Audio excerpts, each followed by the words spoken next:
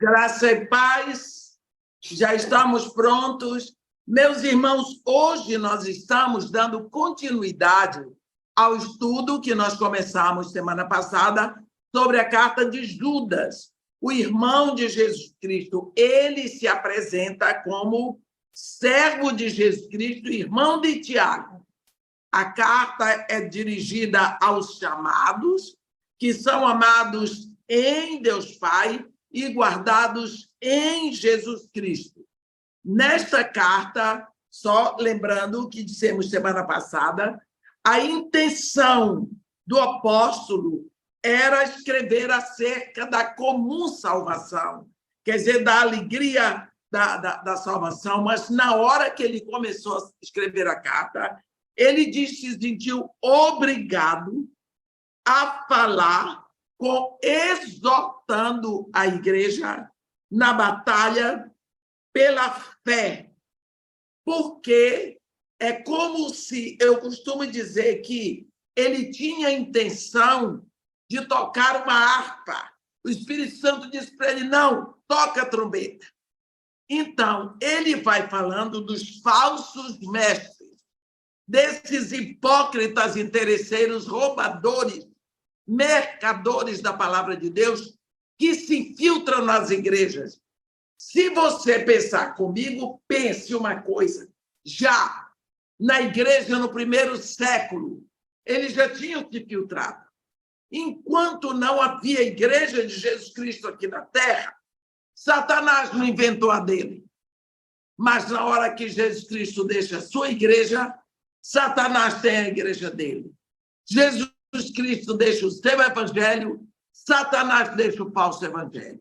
E assim, ele vai falando, e lá no versículo 11, ele diz, ai deles, porque prosseguiram pelo caminho de Caim, movidos de ganância, se precipitaram no erro de Balaão e pereceram na revolta de Corá. Ele traz esses três exemplos do Antigo Testamento, e até aí nós fizemos o versículo 11. Então, eu vou ler agora do versículo 12 até o 25, e depois, então, nós vamos estudar. Judas, versículo 12, está escrito, estes homens são como rochas submersas, em vossas festas de fraternidade, banqueteando-se juntos sem qualquer recato, pastores que a si mesmos se apacentam, nuvens sem água, impelidas pelos ventos, árvores em plena estação dos frutos, destes desprovidas, duplamente mortas, desarraigadas, ondas bravias do mar, que espumam suas próprias sujidades, estrelas errantes, para as quais tem sido guardada a negridão das trevas para sempre. Quanto a estes, foi que profetizou Enoque, o sétimo depois de Adão, dizendo, eis que veio o Senhor entre suas santas miríades, para exercer juízo contra todos e para fazer convictos todos os ímpios acerca de todas as obras ímpias que impiamente praticaram e acerca de todas as palavras insolentes que ímpios pecadores proferiram contra ele. Os tais são murmuradores, são descontentes, andando segundo as suas paixões. A sua boca vive propalando grandes arrogâncias. São aduladores dos outros por motivos interesseiros. Vós, porém, amados, lembrai-vos das palavras anteriormente proferidas pelos apóstolos de nosso Senhor Jesus Cristo, os quais vos diziam, no último tempo haverá escarnecedores andando segundo as suas ímpias paixões. São estes os que promovem divisões sensuais que não têm o espírito, Vós, porém, amados, edificando-vos na vossa fé santíssima, orando no Espírito Santo, guardai-vos no amor de Deus, esperando a misericórdia do nosso Senhor Jesus Cristo para a vida eterna. E compadecei-vos de alguns que estão na dúvida, salvai-os, arrebatando-os do fogo. Quanto a outros, sede também compassivos em temor, detestando até a roupa contaminada pela carne. Ora, aquele que é poderoso para vos guardar de tropeços e para vos apresentar com exultação, imaculados diante da sua glória, ao único Deus, nosso Salvador, mediante Jesus Cristo, Senhor nosso, glória, majestade, império e soberania antes de todas as eras, e agora e por todos os séculos. Amém. Meus irmãos, quando nós vemos aqui esse trecho do versículo 12 até o versículo 25, nós vamos ver Judas nos versículos 12 e 13. Ele nos mostra 6 imagens dos falsos mestres para mostrar o quanto eles são perigosos para a igreja. Primeiro, ele diz que eles são rochas submersas, no início do versículo 12. Esses homens invadiam as festas de fraternidade sem respeito à santidade da ocasião, como Judas no jantar da Páscoa, e, infelizmente, ninguém notava o caráter deles, achavam que eles eram espirituais. Eram como rochas submersas, que levam o navio ao naufrágio, porque os marinheiros não podem percebê-las. Se você, quando você pensa essa imagem que Judas traz, rochas submersas, lembra do Titanic? Pois é, o Titanic foi o navio projetado naquela época com maior segurança. Com a maior segurança. Quando a gente chega em Belfast, uma das coisas que os irlandeses gostam de mostrar para a gente é exatamente o lugar, o estaleiro onde foi construído o Titanic. Ele era de um progresso tecnológico tão grande que não havia como afundar. Tanto que o grande capitão, construtor, disse: este aqui nem Deus afunda. Para que ele disse isso?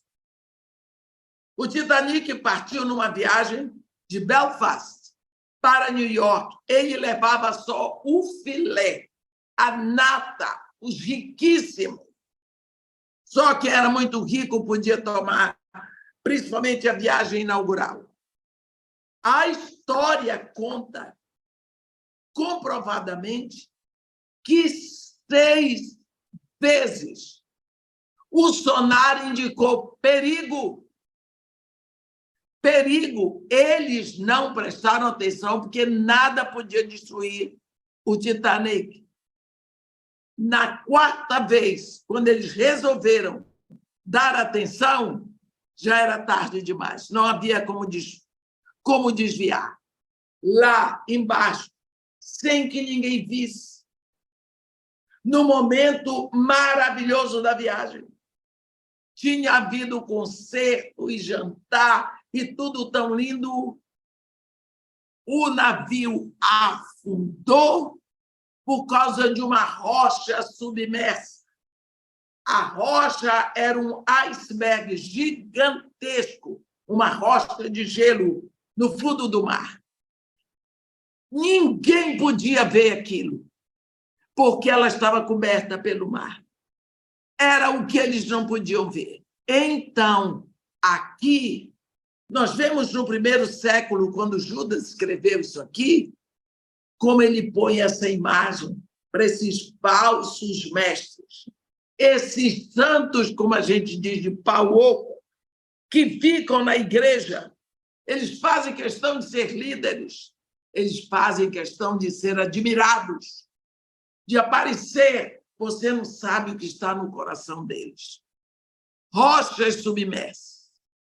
Outro título que ele dá para esses homens: pastores que a si mesmos se apacentam, ainda no versículo 12. Eles só pensavam em si mesmos. Falsos pastores usam e abusam do povo para conseguirem o que desejam. E o povo os ama. Paulo escreve sobre isso em 2 Coríntios 11, no versículo 20. Ele diz: tolerais quem vos escravize, quem vos devore, quem vos detenha, quem se exalte, quem vos esbofeteie no rosto. É incrível como o povo da igreja gosta desse tipo de gente. Esse tipo de gente que vai na igreja cobrando o absurdo, com as roupas mais caras, sai por trás para não abraçar o povo, porque tem nojo do povo. Não admite tirar uma foto, mas tem como desculpa que não quer ser adorado. O desejo de adoração está no coração. Se você não tem a idolatria no coração, qual é o problema? Então, e o povo é louco por esse tipo de gente. Esses falsos mestres fazem isso tudo sem temor. Eles são arrogantes, mas o julgamento deles já está determinado. Outro título, ainda no versículo 12, obrigado, que Judas dá para esses falsos mestres é nuvens sem água. Nuvens que prometem chuva, mas não produzem chuva. São uma frustração para a agricultura. O agricultor precisa da chuva, ele não precisa da nuvem. Então, quando ele vê a nuvem, ele diz: vem chuva. A nuvem vai embora e não choveu. Por quê? Porque é só aparência. Eles são pastores de aparência. Eles são cristãos de aparência. Os apóstolos pareciam poder dar ajuda espiritual e se gabavam disso, mas em vez de liberdade, eles davam mesmo era escravidão para o povo. Lá em Provérbios 25, no versículo 14, está escrito assim: como nuvens e ventos que não trazem chuva, assim é o homem que se gaba de dádivas que não fez. Não é? Outro título que Judas dá para esses falsos pastores, ele diz: árvores mortas. Versículo 12. Os falsos mestres, eles não tinham fruto para oferecer. Não tinham. Não tinham frutos. Eles se mostravam como árvores, mas cadê o fruto, se é pelo fruto que se reconhece? Eles não tinham frutos e eles não tinham raízes. Duplamente mortos, ele diz aqui no versículo 12. O fruto tem nele a semente para produzir outros frutos. Resultados manipulados, manufaturados, resultam em esterilidade e morte. Outro dia eu estava ouvindo o testemunho de um homem que se arrependeu. Ele ajudava no ministério aí de um que se gaba de ser um grande evangelista e que faz milagres. Era ele que contratava o povo, que entrava lá de cadeira de rodas. E na hora que o homem chamava e punha as mãos, o cara gritava e jurava que ficou curado. Era ele que manipulava os milagres. e ele, graças a Deus, veio a se arrepender, estava entregando tudo. Não é? Devia tomar uma surra. Uma boa surra para deixar de ser safado também. Né? Outro título que Judas dá, ondas bravias, já no versículo 13 aqui. Ondas bravias do mar. É interessante como Judas compara os falsos mestres a ondas bravias. Por quê? Não é por causa do poder deles, não. Nem é por causa do orgulho deles e da arrogância ao falar. Eles impostam a voz, eles falam bonito. Tem gente aí, vou dizer para vocês, que ensaia a pregação na frente do espelho para ver como é que fica. Está vendo? Como ele diz aqui, ele diz no versículo 16, a sua boca vive propalando grandes arrogâncias. Se você já viu o que o mar deixa na praia depois de uma tempestade, nós lembramos o que está escrito em Isaías 57. Lá no versículo 20 está escrito: mas os perversos são como um mar agitado, que não se pode aquietar, cujas águas lançam de si lama e lodo. Você já viu? Quando o mar está agitado, as ondas vêm, tem ressaca. Depois que o mar se acalma e as ondas voltam ao seu lugar, o que ficou na praia? Lixo. É isso. É lixo que eles produzem. Tudo o que eles produzem é lixo. Por onde eles passam, eles deixam a sujeira. Outro título que Judas dá a eles aqui no versículo 13 é estrelas errantes. Judas aqui se refere a meteoros, estrelas que caem, logo aparecem e se acabam na escuridão e nunca mais serão vistas. Pessoas que se levantam no ministério, numa coisa, daqui a pouco acabou. Roubaram o que tinha que roubar. Deus reservou correntes de trevas para os anjos rebeldes, meus irmãos. Está escrito aqui, nós vimos no versículo 6, semana passada, a Bíblia diz aqui, e há anjos, os que não guardaram seu estado original, mas abandonaram seu próprio domicílio, ele tem guardado sob trevas, em algemas eternas, para o juízo do grande dia. É isso. Estrelas errantes vão ficar na escuridão. Escuridão de trevas é o que vai restar para esses mestres apóstatas. No versículo 16, ele os chama de murmuradores descontentes. Eles se aproveitam dos outros, sim. Qual é o método que eles usam? Murmuram, reclamam, gostam de falar difícil para impressionar. Estes ainda hoje continuam impressionando, conseguem impressionar.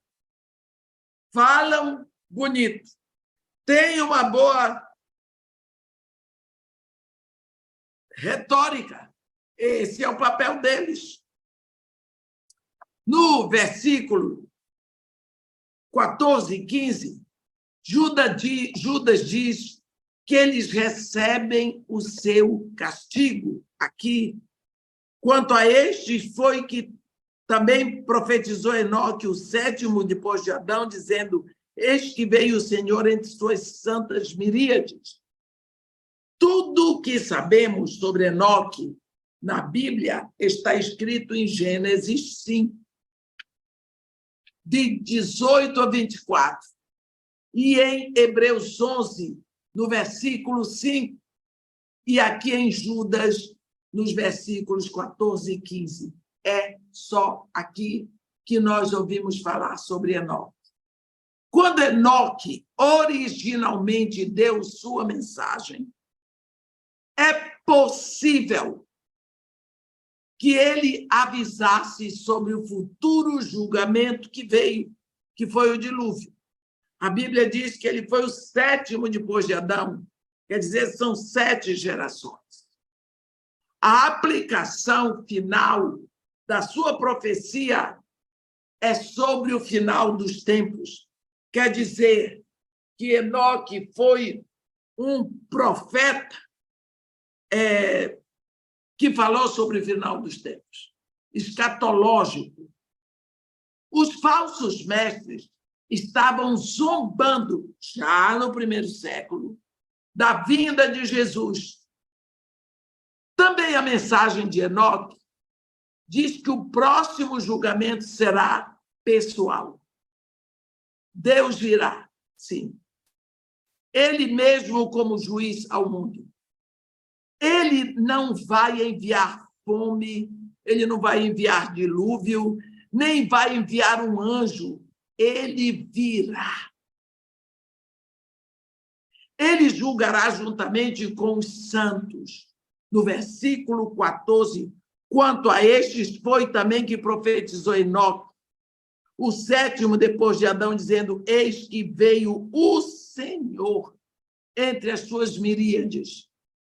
Será um julgamento universal, meus irmãos. Não vai ser um julgamento localizado. Assim como o dilúvio destruiu todos os que estavam fora da arca, e o fogo destruiu toda Sodoma e Gomorra, exceto Ló e sua família, assim o julgamento final destruirá todos aqueles que não estão no reino. Será um julgamento justo. Olhe bem, olhe bem. O dilúvio exterminou toda a vida que não estava na arca. Os que ficaram com vida foram 8 pessoas. Noé, com sua esposa, os 3 filhos com suas esposas. Tudo bem. No julgamento de Sodoma e Gomorra, todos pereceram. Deus só tirou dali Ló, por causa de Abraão.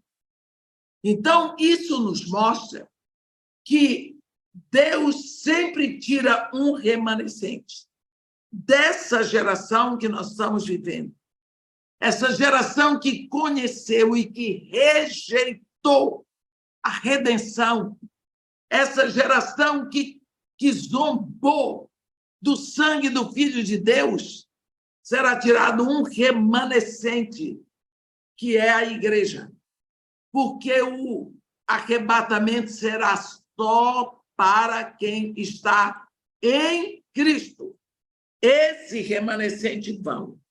Os domadores, aqueles que vão macetar o Apocalipse, aqueles de Sodoma, eles vão ficar para ser destruídos. Então, neste final da carta de Judas, ele vai nos dar 4 instruções que nós devemos seguir para resistirmos à presença dos apóstatas na igreja. Primeiro, versículo de 17 a 19. Lembrar da palavra de Deus, de 17 a 19.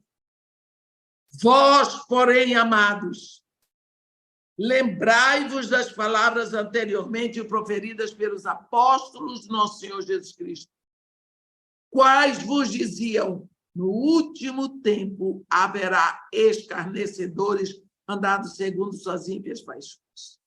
São estes os que promovem divisões sensuais, que não têm o Espírito. Então, meus irmãos, nós estamos mais do que avisados do que vai acontecer hoje. Não precisamos nos escandalizar. Desde o princípio, Satanás atacou a palavra de Deus. Lembra, lá no Éden, como foi que Satanás chegou para Eva? Não foi isso que ele disse? De toda árvore não comerás. Ele pegou a palavra de Deus e botou um não fora do lugar. Foi desde o princípio. O que incomoda a Satanás é, primeiro, a palavra de Deus. Não é? Quando começamos a questionar a palavra de Deus, ficamos vulneráveis a todos os ataques.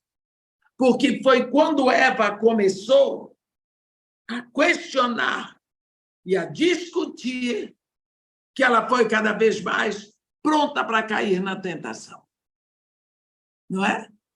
Então, no versículo 17, ele diz: lembre quem deu a palavra. Embora Jesus tivesse muitos discípulos, escolheu apenas 12 para serem apóstolos, e é por isso que aparecerão os falsos apóstolos.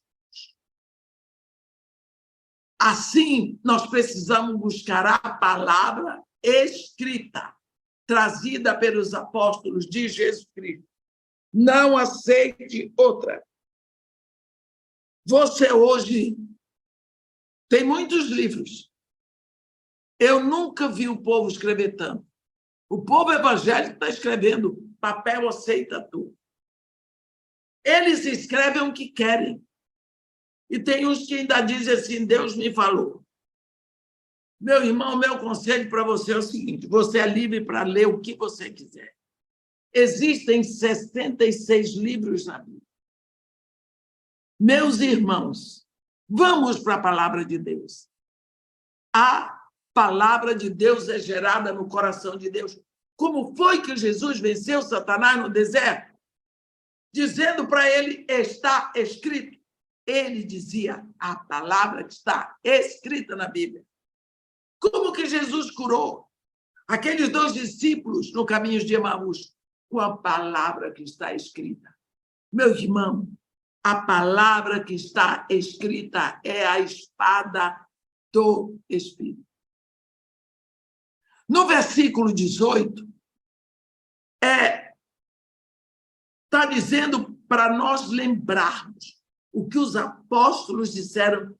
Meus irmãos, eles ficaram 3 anos e mais um pouco aprendendo a palavra de Deus com o próprio Deus. Porque Jesus Cristo é Deus e era Jesus que estava ensinando.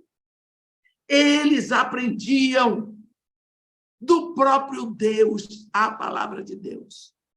Os apóstolos profetizaram que nos últimos tempos viriam os escarnecedores para negar a veracidade da palavra de Deus. Está acontecendo.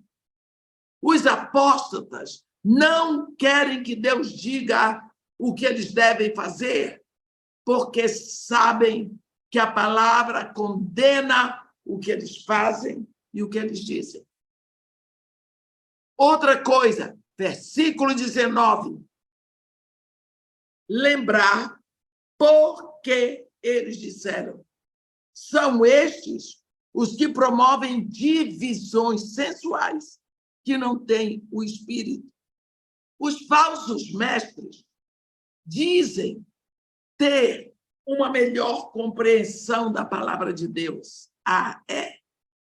Eles dizem que têm um conhecimento mais profundo, mas eles não apenas dividem igrejas, como também enganam os crentes.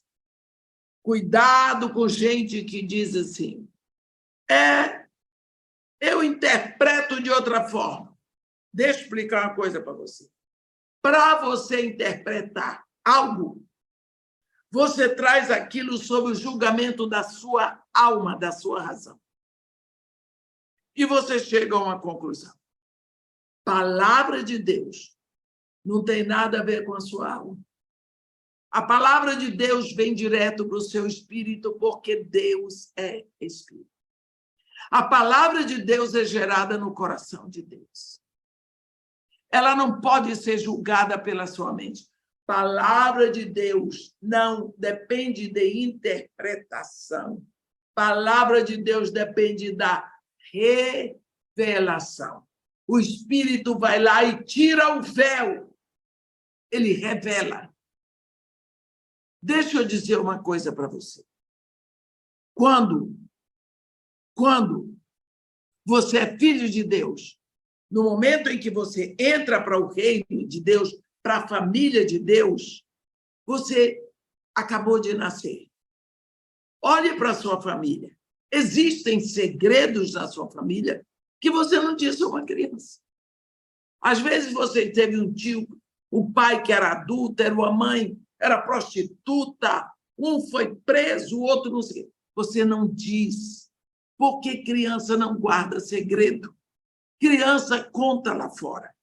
Então, para você não ver sua família defraudada, você não conta os segredos da família para a criança. Entendeu? Quando as crianças vão crescendo, você vai contando pouco a pouco os segredos. Por quê? Eles vão tendo maturidade para receber aquele segredo. Os mistérios, os segredos do reino do nosso Pai, os segredos da família do nosso Pai, que é Deus, são chamados mistérios. Esses mistérios do reino do nosso Pai, eles vão sendo revelados para nós pouco a pouco. À medida que nós vamos crescendo, vamos amadurecendo, vamos tendo intimidade com a palavra de Deus, o Espírito vai nos revelando. Lá no capítulo 29 de Deuteronômio, no versículo 29, está escrito assim, que as coisas reveladas são para nós e para os nossos filhos. As coisas que não são reveladas são só de Deus. À medida que nós vamos crescendo, ele vai revelar. Não existe interpretação. Os ímpios, os falsos mestres, aqueles que não têm o Espírito e dizem, não, mas é uma questão de interpretação. Não se interpreta a palavra de Deus. Você pode interpretar um literário, mas Deus não se interpreta. A Bíblia quer dizer o que ela diz. Está dito, acabou. Não precisa de estudo. Ele não adianta ler a Bíblia, não estudou. Qual foi a faculdade que Pedro, João, Tiago fizeram? Qual foi a faculdade que Jesus fez? Que isso? Então, nós precisamos saber disso. Os falsos mestres dizem ter uma melhor compreensão da palavra de Deus, conhecimento mais profundo. Eles não, com isso, eles dividem igrejas, eles enganam os crentes. A grande tragédia hoje é que muitos líderes não discernem entre o ministério da mente e o ministério do espírito. Existe muito show religioso. E do modo como houve fogo estranho no tabernáculo, lá em Levítico, há hoje muito fogo estranho na igreja. E só poderemos discernir tudo pela palavra de Deus, que separa a alma do espírito, juntas e medulas, e é apta para discernir os pensamentos e os propósitos do coração.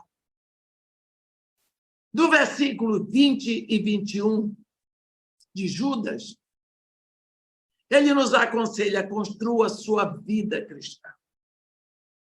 Vós, porém, amados, ele diz, edificando-vos na fé santíssima, orando no Espírito Santo, guardai-vos no amor de Deus, esperando a misericórdia de nosso Senhor Jesus Cristo para a vida eterna. O fundamento para a nossa vida cristã é a nossa fé santa, versículo 20. Aqui. Nossa fé em Jesus Cristo é a base para o nosso crescimento. A fé é o fundamento. Não sei se vocês lembram, mas nós já fizemos esse estudo sobre a fé básica, que Deus, a fé não é um dom do homem, a fé não é um atributo do homem, a fé é um dom de Deus.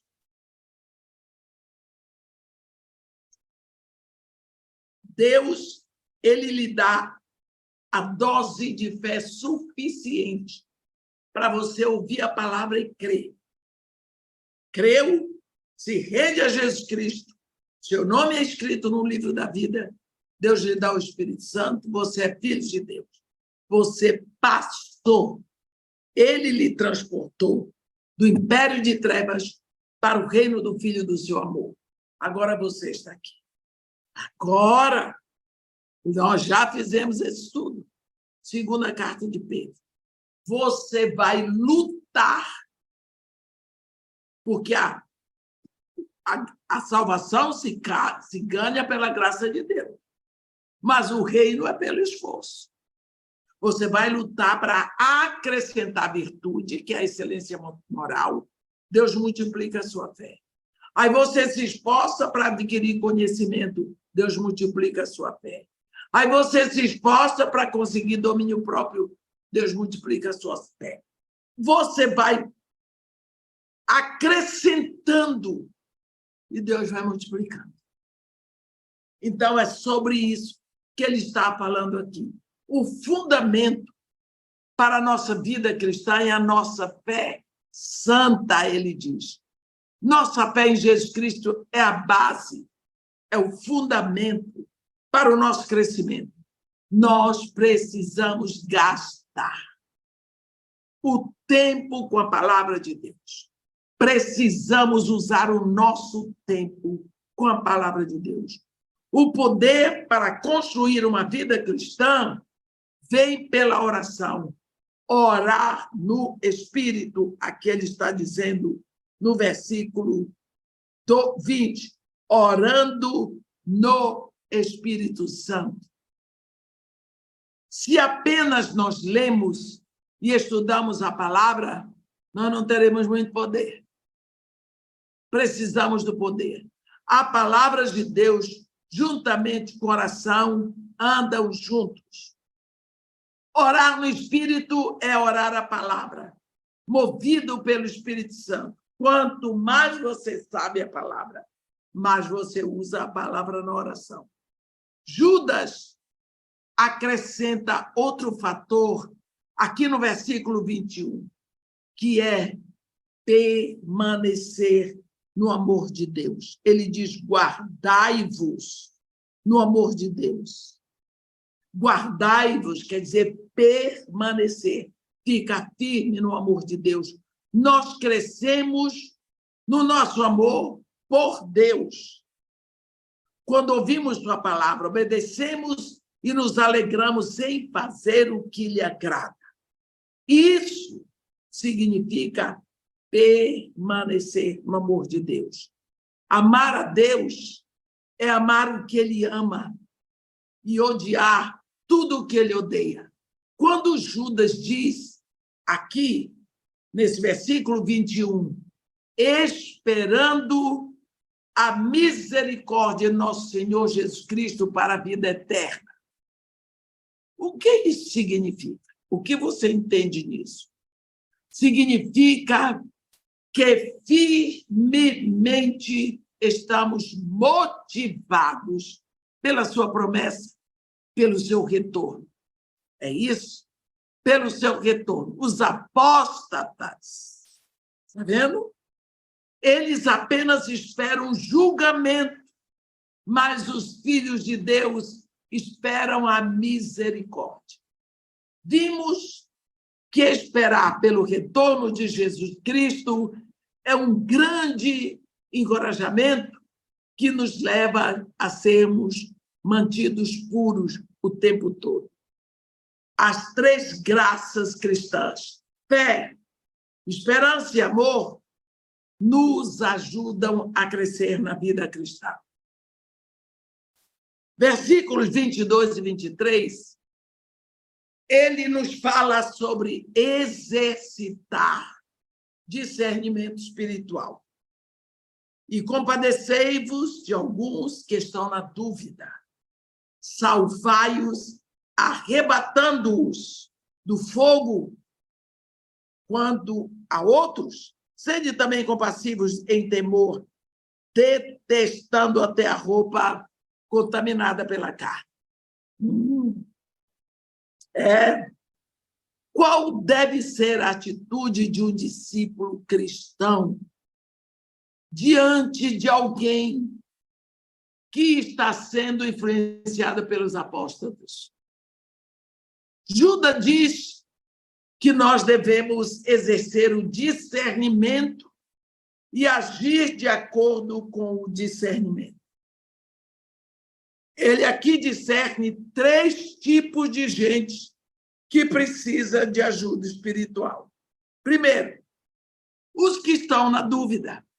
Isso está escrito no versículo 22. Muitas pessoas estão postergando. Eles vão de um lado para o outro, eles não se estabelecem, eles estão... Aquele negócio vai com a onda. São almas instáveis, pessoas convertidas, mas sem aprofundamento na fé. Nossa responsabilidade, qual é?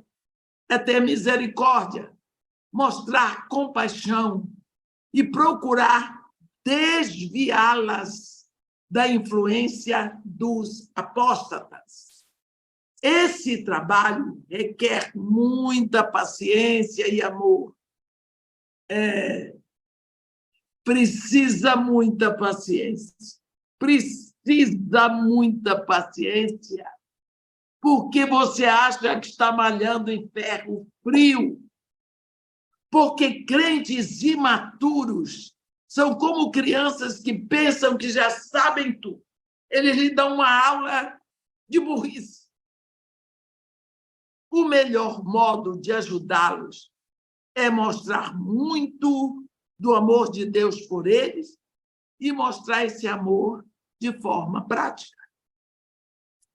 Fale da maravilhosa salvação e da excitante palavra de Deus, até que eles percam o interesse pelo ensino dos apóstolos. É a melhor coisa a fazer, em vez de refutar a falsa doutrina.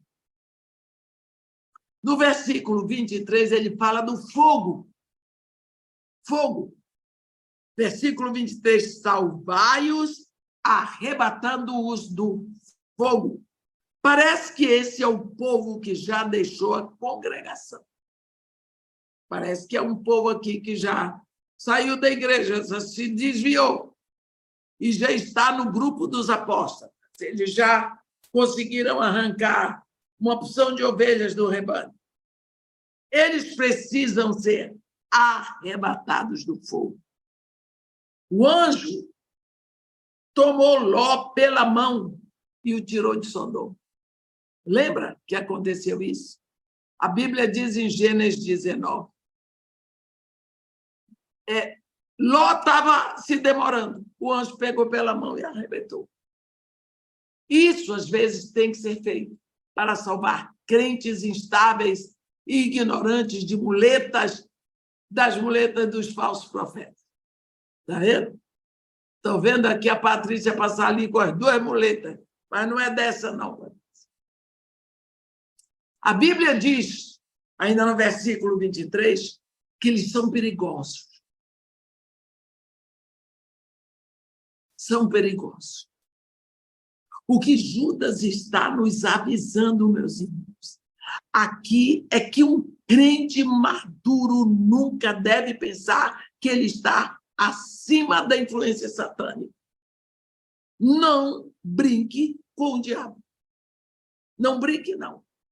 Mesmo quando nós estamos servindo a Deus e procurando a salvação de alguém, podemos ser alvos de ataque daquele a quem queremos ajudar.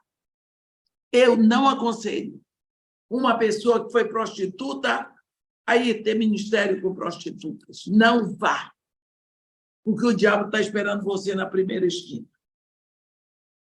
Se você foi uma pessoa que teve problema com drogas, é melhor não se aproximar de quem está nas drogas. Ore e outra pessoa vai no seu lugar.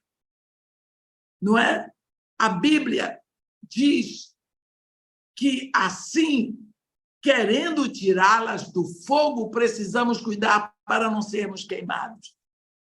Nem todo cristão está equipado para lidar com falsos mestres ou com aqueles que são influenciados por ele. Eu já vi muito crente imaturo e evangelizar muçulmano e acabar virando muçulmano. Eu já vi muito crente imaturo ir evangelizar judeu ortodoxo e virar judeu prosélito. Por quê? Não estava firme, não tinha maturidade. A Bíblia diz, nos versículos 24 e 25, que eu vou ler agora: ora, aquele que é poderoso para vos guardar de tropeço e para vos apresentar com exultação imaculados diante da sua glória, ao único Deus, nosso Salvador, mediante Jesus Cristo, Senhor nosso, glória, majestade, império e soberania, antes de todas as eras, e agora e por todos os séculos. Amém. Entregue-se a Jesus Cristo. Se queremos manter nossos pés firmes, espiritualmente precisamos andar reto, sem cochear, segurando firmemente no Salvador. Só Ele pode nos guardar. Mas precisamos nos firmar no amor de Deus. Judas, no versículo 2, ele fala sobre isso. Nos firmar. Ele fala que nós somos guardados em Jesus Cristo. Deus pode, se nós nos dispomos. Judas já afirmou que os verdadeiros crentes são preservados, não poderão ficar perdidos. Se desobedecemos a Deus, precisamos confessar e nos arrepender para receber o perdão. Se persistirmos no pecado, seremos disciplinados em amor, mas Ele não deixará que um dos seus seja perdido. O Pai tem uma aliança com o Filho de que todo o seu povo um dia o verá e compartilhará da sua glória. Jesus Cristo terá a alegria de apresentar a sua noiva, a igreja, diante do trono do Pai. O propósito da salvação não é apenas buscar pecadores, mas de que Deus seja glorificado por tudo e por todos e por toda a eternidade.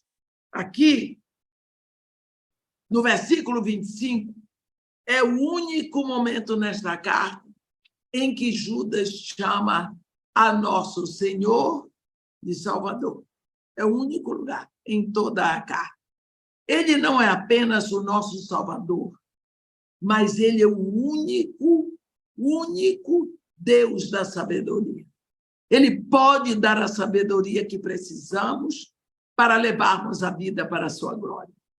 Os falsos mestres se gabavam do seu conhecimento, mas não tinham sabedoria espiritual.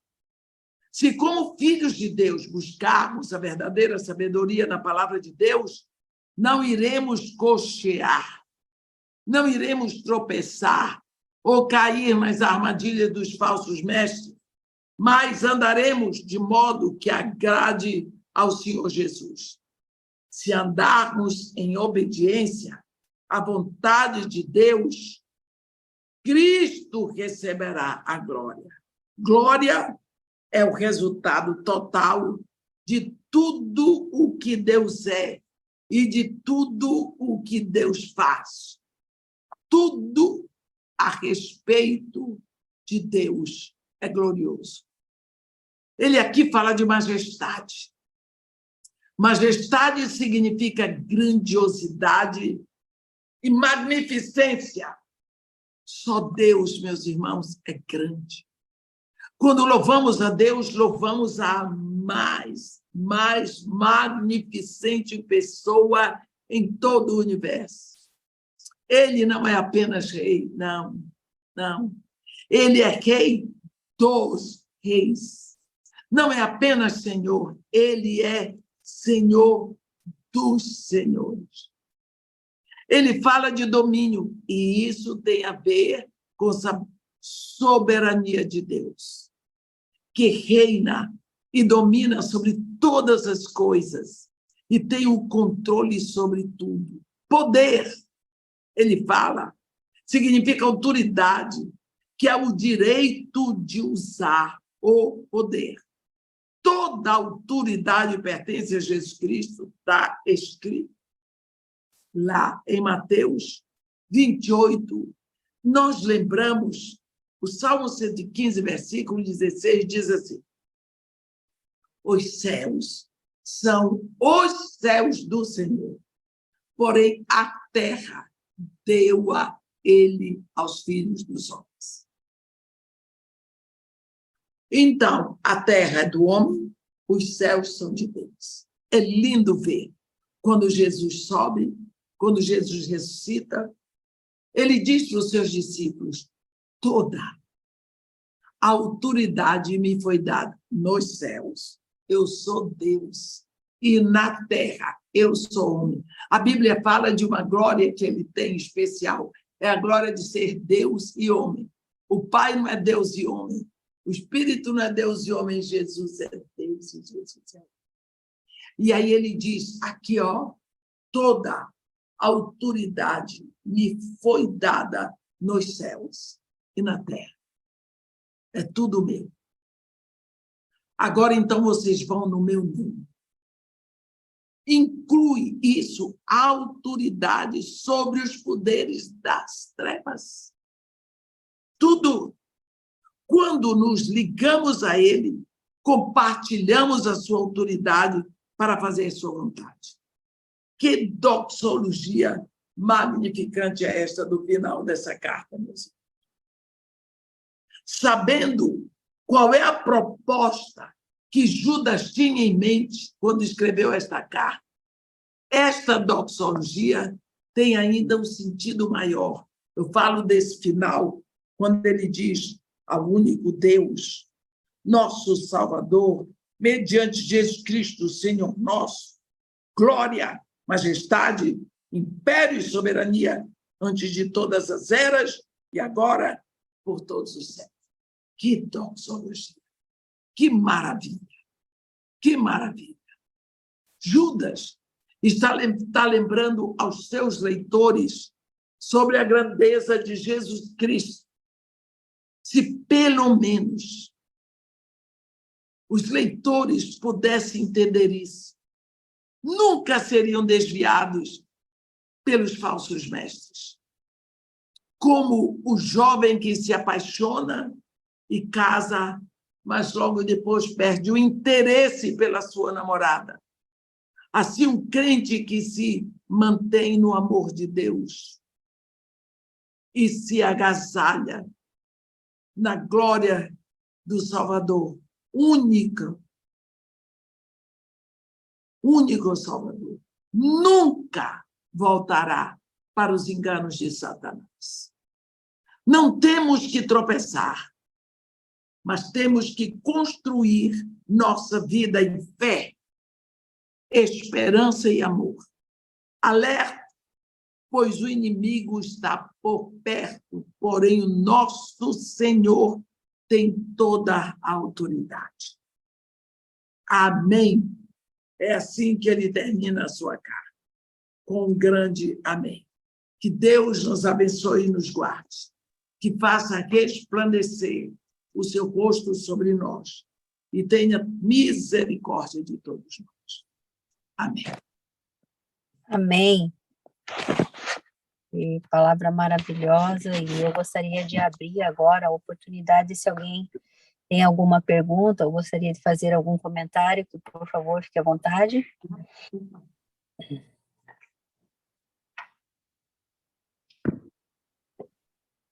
Creio, pastora, que não tem perguntas, até onde eu estou.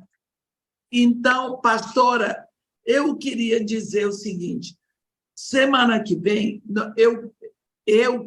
de Meia, eu prefiro fazer assim, a terceira carta de João, porque a terceira carta de João eu faço de uma vez só, porque é uma carta tão curta, né? São só 15 versículos.